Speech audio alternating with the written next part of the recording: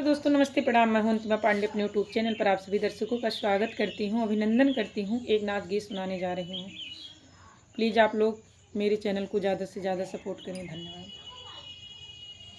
पिया चिट्ठिया पठैबा पढ़बो कैसे, पिया चिट्ठिया पठैबा पढ़बो कैसे, तोहरे दिलवा के बतिया बूझबो कैसे, तोहरे दिलवा के बतिया जानबो कैसे, पिया चिट्ठिया पठैबा पढ़बो कैसे, पिया चिट्ठिया पठैबा पढ़बो कैसे।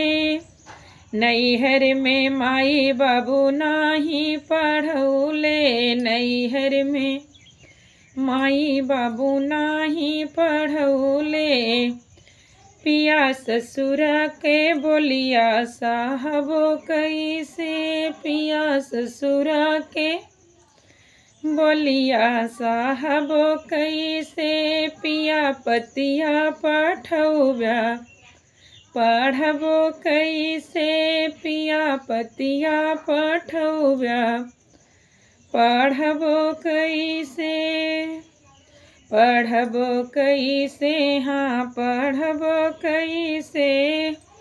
अरे लहुरा देवरवा बूझै ना दिल के बतिया, लहुरा देवरवा बूझै ना दिल के बतिया, अरे छोटे की ना नदिया लड़े हमसे, अरे छोटे की ना नदिया लड़े हमसे, पिया पिया चिट्ठिया पठौबा पढ़बो कैसे, पिया चिट्ठिया पठौबा पढ़बो कैसे।